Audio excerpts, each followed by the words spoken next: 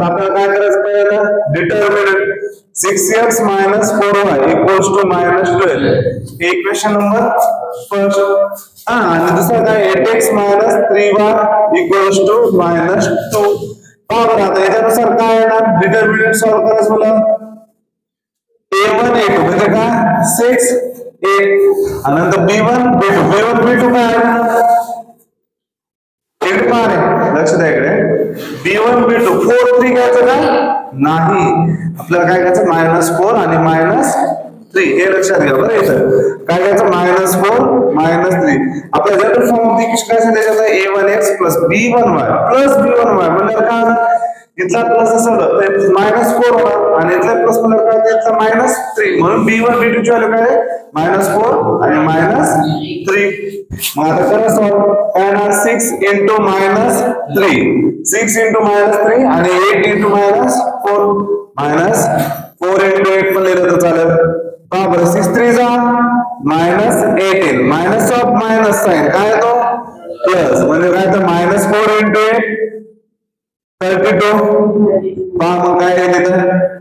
32 मधून 18 गेले काय राहतो 12 मध्ये 8 गेला 4 आणि 2 मध्ये मला गेला 1 आणि जो बिगर नंबर आहे त्याचा साइन प्लस म्हणजेच काय ना 14 येणार डी आता डिटर्मिनंट ऑफ x काय तो x च्या याच्यात काय होतं a1 a2 remove c1 c2 होतं त्या ठिकाणी मग c1 c2 काय -12 आणि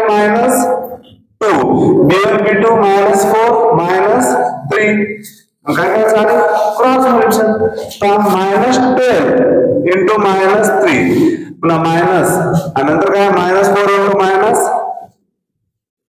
काय तो -12 into -3 काय तो 36 आणि मायनस ऑफ मायनस आहे प्लस आणि -4 into -2 काय तो 8 मायनस ऑफ मायनस आहे प्लस येतो म्हणजे 36 8 आला 36 8 म्हणजे काय येतो 28 हे आला dx determinant of 1 dy dy च्या ठिकाणी काय करायचं इथे ऑलरेडी a1 a2 तो लिहू b1 b2 च्या ठिकाणी c1 c2 मग करा आता इथं काय ते व्हॅल्यू आपण ठेवतो असं डायरेक्ट लिहिलेलं आहे एक सेकंड 6 8 आणि -2 ओके 6 into -2 मायनस ऑफ पुन्हा -12 into 8 काय तो 6 2 जा -12 प्लस ऑफ मायनस आहे मायनस आला आणि इथला मायनस ऑफ मायनस आहे प्लस 12 8 जा 96 व्हेरी गुड 96 मध्ये काय तो 6 मधून 2 गेला 4 9 मधून 1 गेला 8 प्लस 84 आला मग आता x करायचं x ची व्हॅल्यू कोणतीच काय ना dx by d फॉर्म्युला आहे आणि y म्हणजे काय dy by d मग आता x dx काय 28 by 40 41 जा 40 42 जा x इक्वल्स टू काय आला 2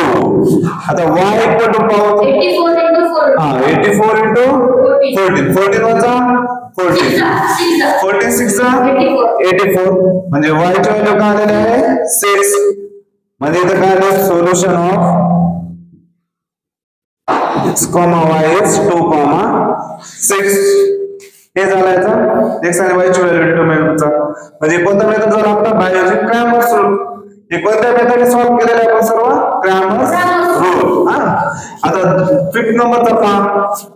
4m plus 6n equal to 54 and 3m plus 2n equals to 28 आता इथे डिटरमिनंट काय तो a1 a2 म्हणजे 4 आणि 3 आणि b1 b2 म्हणजे 6 आणि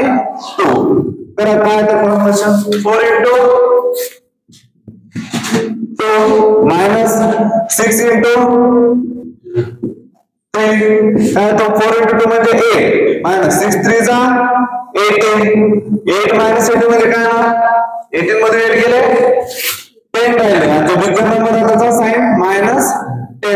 हा झाला डिटरमिनंट सॉल्व आता नेक्स्ट काय पाहायचं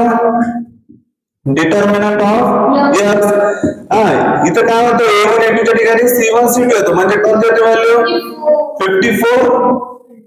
आणि 28 आणि इकडे काय येतो 6 आणि 2 54 into 2 हे झाला cross multiply minus 6 into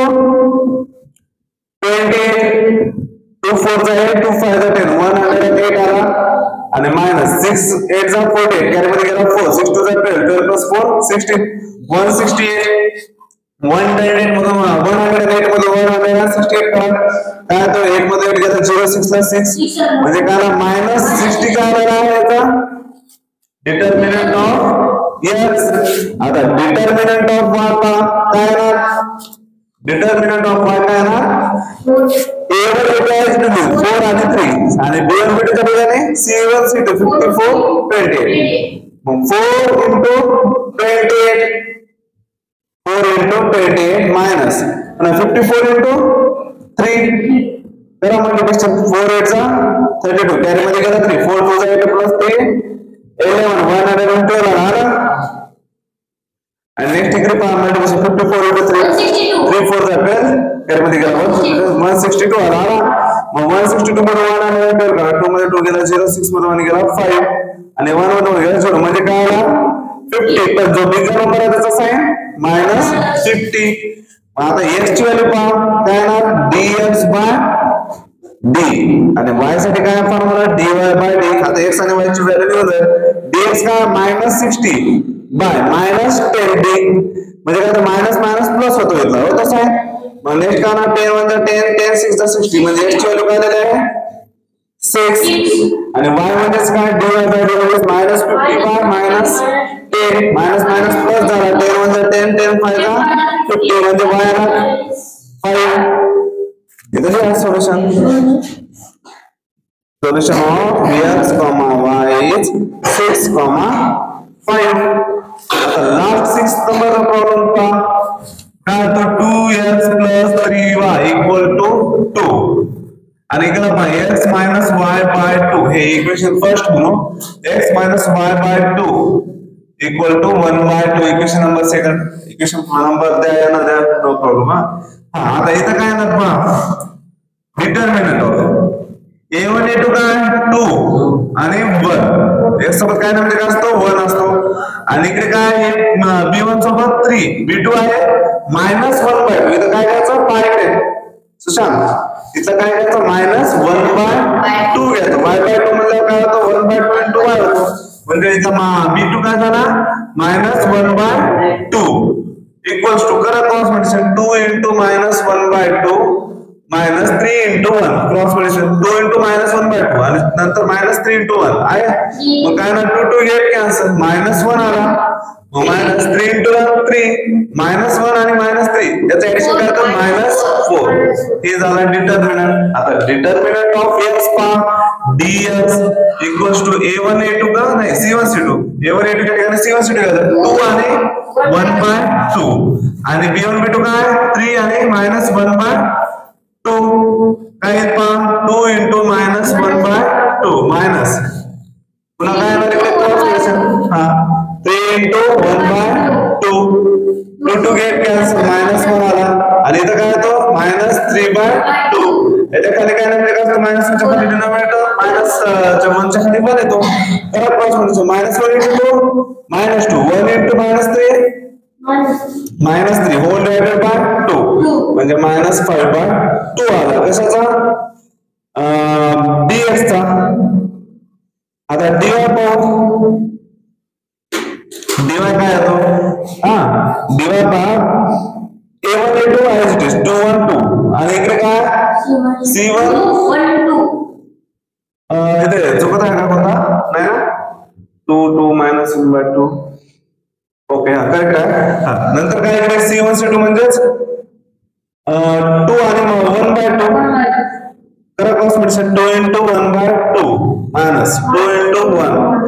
2 2 get cancel 1 2 म्हणजेच काय आला -1 म्हणजे dy काय आला -1 आता पहा x ची व्हॅल्यू dx by d आणि y ची व्हॅल्यू आहे dy by d म्हणजे व्हॅल्यू काय असते फॉर्म्युला आहे आता पहा dx by d म्हणजेच काय -5 by 2 डिवाइडेड बाय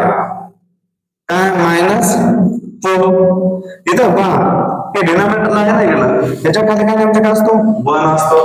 इकडे पहा सुजय ना लोकेश त्याच्या खाली काय नेमकं काय असतो 1 असतो हे होतो रेसिप्रोकल जेव्हा मल्टिप्लिकेशन मध्ये जाईल -5/2 इंटू -1/4 झालं. म्हणजे काय आला आन्सर x चा minus of minus plus 5 into 1 5 आणि 2 4 चा 8 x चे वाले 5/8 आणि y पाहू दादा काय होतो y म्हणजे आहे -1 आणि d म्हणजे काय -4 मायनस ऑफ मायनस प्लस म्हणजे y चे वाले आले 1/4